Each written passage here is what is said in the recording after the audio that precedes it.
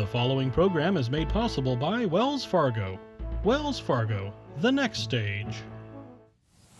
Delaine Eastin was the first and still the only woman elected to the critical position of California Superintendent of Public Instruction. She's known for her frankness, her compassion, and her love of a good fight. We talk with Delaine Eastin about where California and our nation are going. The game is politics. The game is on.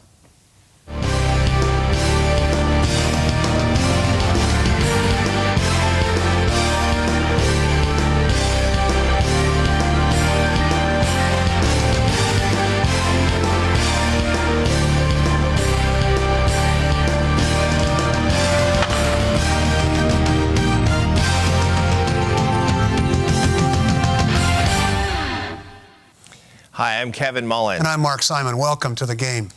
Many of the state education programs Delaine Eastin started are still in place. Reduction of class size in our public schools, raising class standards, introducing the internet to our classrooms, and planting gardens at schools throughout the state. She ran for governor in June and finished out of the running for the top two in a crowded field where she stood out for her enthusiasm and her straight-ahead approach to the issues facing California. Raised in San Carlos, she began her political career on the Union City Council before being elected to the State Assembly and then state's nonpartisan Superintendent of Public Instruction from 1995 to 2003. She's also the first and only guest we've had who has an elementary school named after her, Delaine Eastin Elementary in Union City. That's got to feel pretty good, huh? It's marvelous. Yeah. I go there and the kids just go wild. But I try not to take myself too seriously. A little boy came up to me one day and said, "Can I ask you a question?" I said, "Yes, sir." He said, "Why did your parents name you after a school?" Well, let's talk a little bit about the state of California politically. You were up to your neck in the primary election in June. You certainly had a chance to tour a lot of the state, hear what's on people's minds, and also form an impression of the people who ended up in the November ballot, Gavin Newsom and John Cox. What's your overall sense of the political state of California? I think it's, I think the state of California is feeling a little bit disappointed in itself. You know, I grew up here. We were the most amazing place on earth. And you know, I always say, when one of my cousins back east says, "How do you live with those earthquakes?" I say, "Our earthquakes are 27 seconds long. Your winters go on for months." So I really do believe right now that in California we need to get it together. When I grew up here, we had a bunch of people coming out of a depression and a war, and they invested in their children's education like no one ever had. We were 5th of the 50 states in per pupil spending, tied with New York.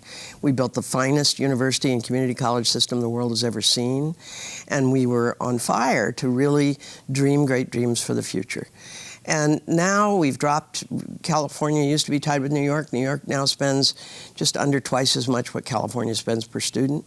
We are not investing in higher ed. We've driven up the cost of going to college dramatically. When I went to UC Davis, it was $82.50 a semester, and it included my health insurance. I got to tell you, my parents would be furious.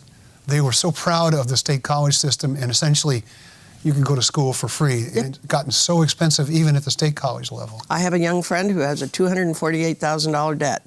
2 years at community college, 2 years at UC Berkeley, 3 years at UCLA Law, $248,000 debt she'll be paying until she retires. Wow. And, you know, I just say those people, again, they invested in higher ed. Community colleges were absolutely free. Nelson Rockefeller got on a jet and flew to California to look at this new thing called community colleges and went home and copied it. We were the envy of the world. And now, as the rest of the world looked at California and said, "How did they get so rich?" Oh, they educated their children. So everybody else is running around educating their children, and we're getting feckless. We've dropped to the bottom 10 of the 50 states in per pupil spending, and despite the self-congratulatory behavior of some in Sacramento, there's this opinion, not Kevin, but I mean, there are a lot of people that really think we have just given a bunch of money to schools. And when you really do look at the total contribution, we lag very much behind the highest performing states. And there is a relationship between what you spend, especially in the most expensive state in the union with the highest number and percentage of poor children. We should be spending more, not less. So what accounts for that, Delaine? Like, what is at the core of, say, the difference between California and New York? We like to compare ourselves to New York on a variety of other policies and say, hey, we're ahead of New York.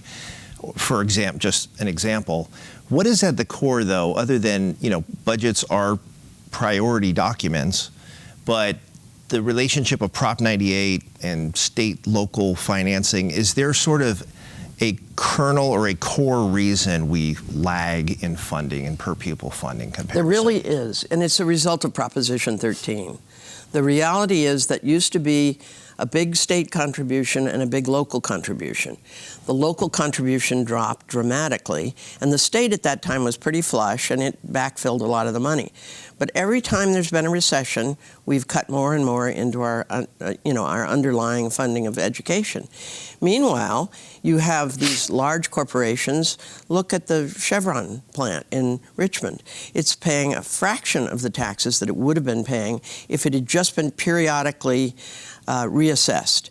And what happens is when you sell your house, it gets reassessed. But when 50% of the stock turns over of a company, we do not reassess it. And that was a mistake.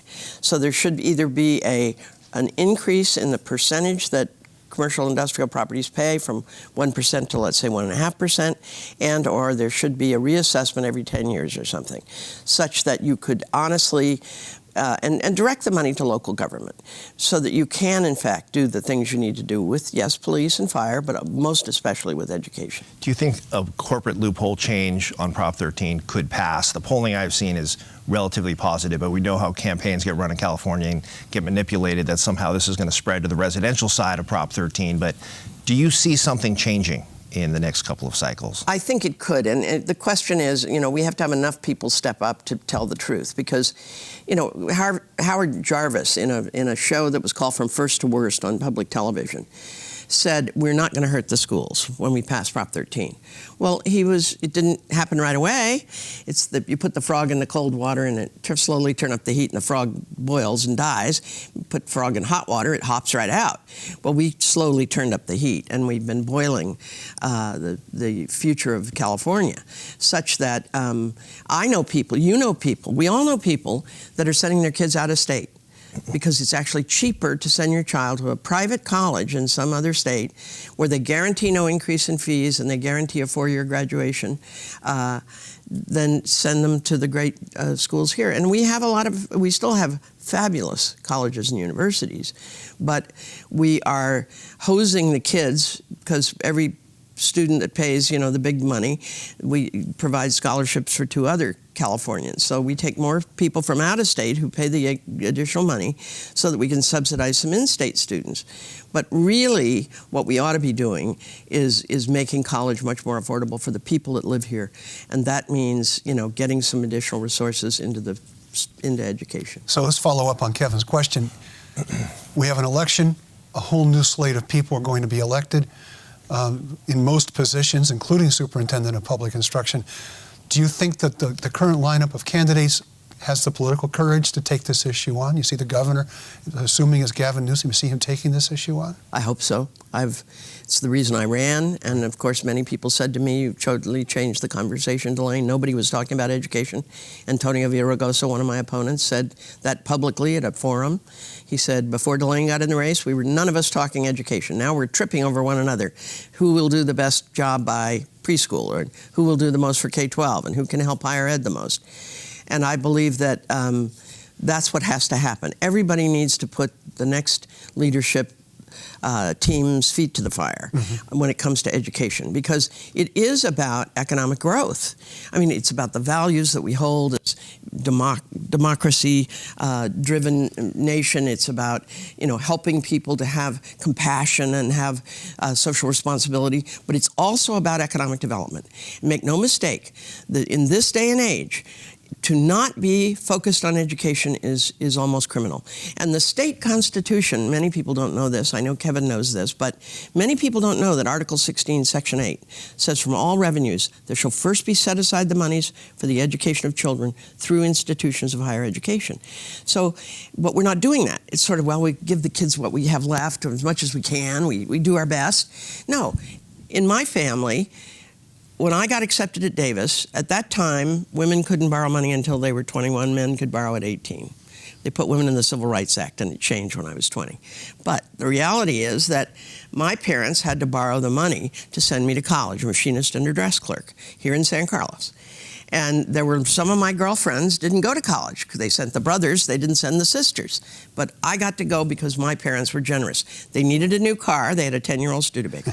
They needed a new couch. My brother and I had done our trampoline act, and there was a spring coming out of the couch, and my mother was a styler, and she was mortified. And my dad wanted to go to the family reunion. What did they do? Did they buy a car? No. They buy a couch? No. Go to Kentucky? No. They went to the bank and borrowed the money to send their daughter to Davis. I got to stop you there. We're going to take a quick break. Stick around. We'll be right back.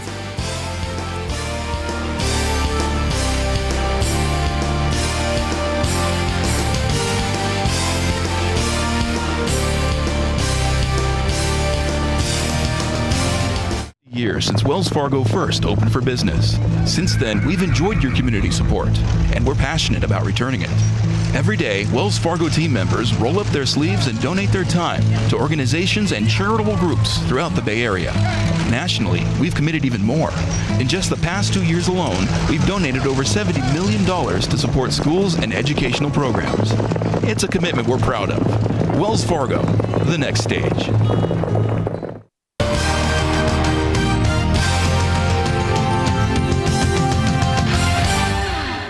Welcome back to the game. I'm Mark Simon. He's Kevin Mullen. Over here, we're happy to have Delaine Eastin, former California Superintendent of Public Instruction, recent candidate for governor. Let's talk a little bit about the sort of the national mood and what you sense of that, and in particular, the dramatic change in the decline in civility and how people talk about politics and talk about each other. And do you see it as a temporary thing, or are you worried that it's something that's going to stay attached to our politics for quite a while? I hope and pray that it's temporary. I'm very concerned that it's going to become part of the American ethic. When I got to the legislature, you know, not everybody was nice to everybody, but there was a certain camaraderie across the aisle that was, especially among the women, because there were so few of us. Yeah. So I was elected in '86, 75 years after women got the vote. And there'd only been 31 women total in those 75 years in the legislature. So Jackie Spear and I and Bev Hansen and Becky Morgan and Marion Bergeson were all elected, and we were on the cover of the California Journal. Yeah. This was the biggest class of freshman women in history, 5. It took the number of women up to 16. And so Bev once said to me, we remain friends to this day, Bev once said to me, Delaine, I think the only place in this building where women are treated worse than the Democratic caucus is the Republican caucus. So not everything was perfect, but there was some really interesting camaraderie across the aisle. I hope we can bring that back, because we got things done.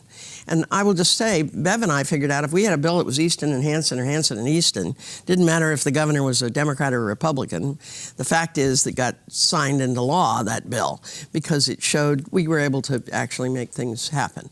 And I credit, I did a lot of work to crack down on unlicensed contractors as well as to support education. I did some important environmental laws. And we got a lot of things done because there were people that would reach across the aisle and say, let's do this. Let's make this happen. Yes, some of that incivility is fueled by social media and this environment we run campaigns in and govern in. I'm curious, as a political junkie, you're probably not surprised to learn I'm a political junkie. Some of our viewers are. The differences between running statewide like you did in 1994 and 1998 versus 2018, there's a gap there. How different was that campaign process for you, dealing with social media and campaign money and just kind of the political environment we've built for ourselves in this day and age versus the 90s? How was it different? Well, I worry about the incivility today, but I also worry about the role of money in politics in California right now. You can spend 10 times as much in a state race as you can spend in a federal race. And so as a result, we see some things that get passed that are, like throwing bones to the dog. There's things that happen. I really was upset about the decision to not allow local governments to put a sugary drink tax on. That's just an example, but the beverage industry went into the governor and the leaders of both parties and said, if you don't put up, we're going to put up something that'll take away your right to raise any taxes with less than a 2/3 vote. It's blackmail, right. Plain and simple. And so my own belief is that we have got to make this more about a discussion about ideas rather than who can buy the most TV time and who can, say what everybody wants to hear. But the real issue is going to be who's going to follow through and get things done. Mm-hmm.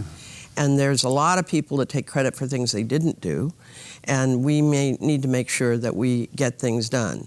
As a Democrat, I can say that we have big majorities in both houses, and yet some of the really important work of California is not happening. And I can also say that there are some very disingenuous people across the aisle who are doing things like going after the gas tax. Look, Indiana's about as red a state as you can get. They just raised their gas tax because their roads are falling apart. Well, California used to be bipartisan support for gas tax. I know. I actually years ago asked that they index it. I was in the legislature and they didn't do it. And if we had indexed it, we would have seen it go up steadily when price of gas went up, and we would have had a fund.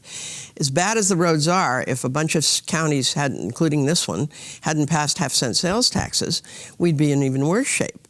But, there's no such thing as a free lunch, and if we continue to add to the population as we do, and we continue to add, and we continue to allow the roads to age as they're doing, and not have a vision of how we're going to move people around, what is your time worth?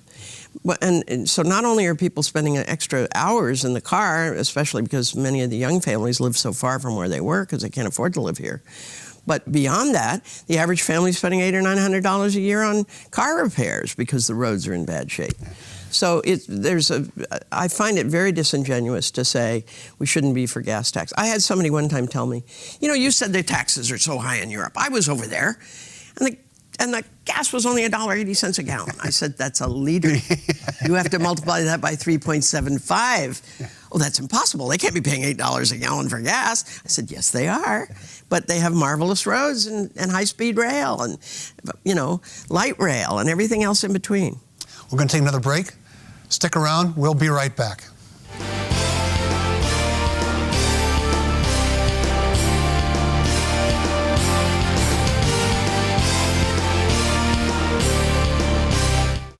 It's been over 150 years since Wells Fargo first opened for business. Since then, we've enjoyed your community support, and we're passionate about returning it.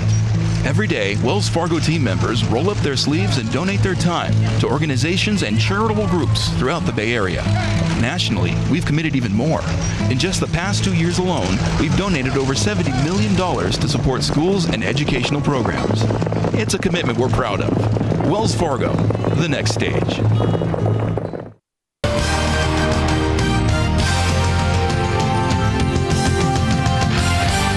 Welcome back to the game. Mark Simon here, Kevin Mullen there, Delaine Eastin here.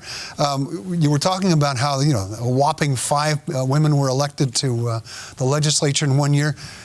There's talk that this is another year of the woman. A lot of it sort of spurred by the Me Too movement. But there's a lot of energized women running for office. You see that? Are you pleased by it? Do you think it's going to be that kind of a year? I hope so. I mean, the research shows, and by the way, it was done by a descendant of the Hunt family fortune. So a conservative family, one of the granddaughters got off the reservation, and she's done research, and it shows when you get over 30% women on a body, more is invested in education, families, healthcare, and senior care. Guess what? That's where we really ought to be focusing a lot of our attention right now. And so we've only had 1 2-year period where we passed 30% in the state of California. Right now we're down around 23% women. And the bigger the state, the harder it is to elect women. The bigger the city, the harder it is to elect women. We have the rare occasion of having 2 of the top 10 cities have women mayors in California. Usually it's only 1. So now we have 1 in San Francisco and 1 in Oakland. But beyond that, we need to have the values that a real diversity of people, including more women, bring to us. And I'm fond of saying men of quality are not threatened by women's equality. The men of quality that I know in the legislature, including President Company, really do believe that we have a sacred responsibility to our children, to health care, to the families of this state and to the seniors of this state. And if people are living longer, we have got to get more nimble about what we're doing and why we're doing it. And we can't just say, when you read the front page of the New York Times on a Sunday, and there's an article above the fold about a woman who gets up at 2:30 in the morning to commute from Stockton into the Bay Area for her job. And so she spends 3 hours getting to work, works the 9 hours, including her lunch hour, 3 hours getting home. That's a 15-hour day. She's poor. She says, I would love to do overtime. But when you have a 6-hour commute round trip, you can't work overtime. Yeah. I am going to have to inject a little objection. You're being much too nice to Kevin. Let's talk a little bit about Jerry Brown. What do you think is going to, you referenced the idea of legacy. What is his legacy? I think Jerry will get a very high marks for his fiscal responsibilities, his sensibility in this terrible crisis when he took over. I think he will get high marks for his environmental work and his commitment to the environment. I do not give him high marks for education. I give him an incomplete.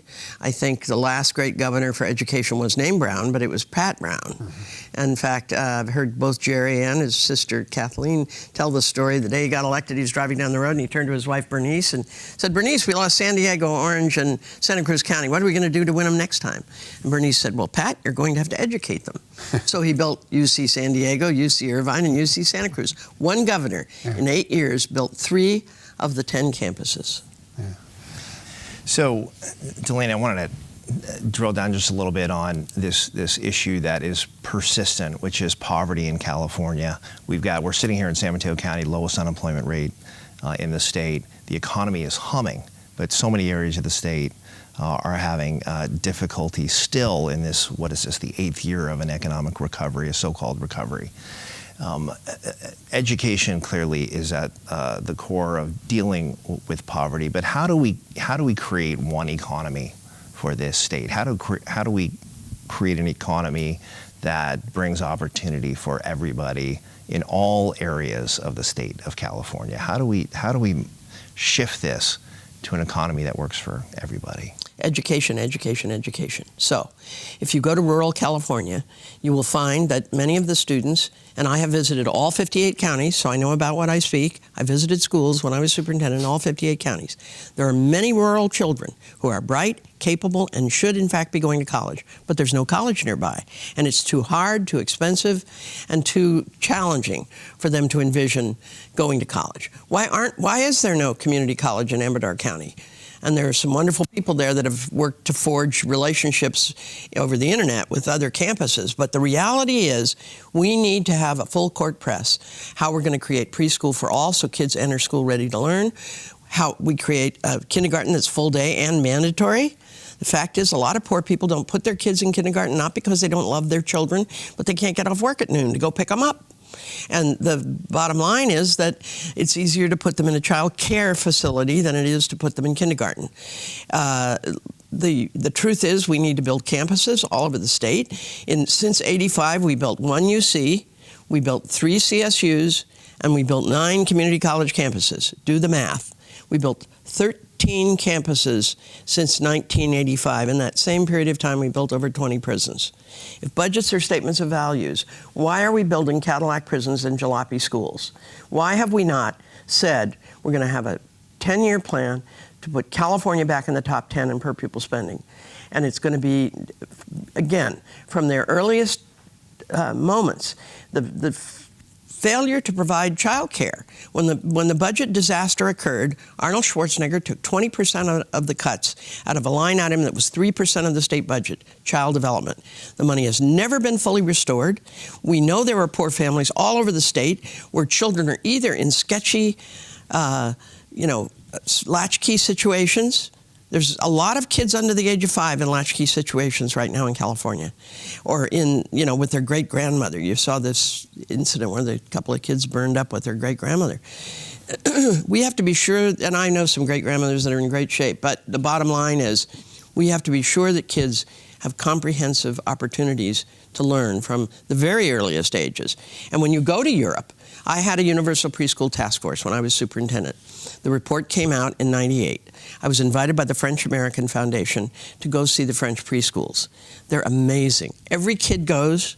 It's fully paid for by the federal government. The French federal government pays the salaries of the teachers, and they paid what elementary school teachers are paid. They have the same level of education. And then the local district provides the building. So you go to these buildings, they've got gardens, some of them have swimming pools and wading pools, and they've got, the kids have musical opportunities, and they have lots of time to draw. They have an 8-hour day at school where they take a nap. They have lunch was served. They had porcelain dishware and silverware and glassware, and the meal was 2 hours long. They also had time to play, but still, the food was radicchio salad with roast lamb one lunch. Another lunch was shepherd's pie with arugula salad. They worry about their kids' nutrition as well as their brains and their developmental opportunities. I said to the woman who was head of the French preschools, she says, first, her son lives in Menlo Park, California. He's a doctor. And she says to me, why do you not have the preschools? My son, he is a well-to-do man. He and his wife can afford it. But the children who need it most don't get it. Why is that? I said, well, that's why I came to France. I wanted to see how you do this, and I wanted to look at your research. And she says, we do not have the great research institutions you Americans have. We use your research. And we do. The National Resources Council has done a huge tome on what we now know about child development and brain development. And yet we're like whistling past the graveyard. I'm afraid I'm going to have to stop you there. This has been much too fast. We need a part 2. We're going to have you come back. But in the meantime, thank you, Delaine Eastin, so much for your time and being here. And thank you for joining us. I'm Mark Simon. I'm Kevin Mullen. And join us next time on The Game.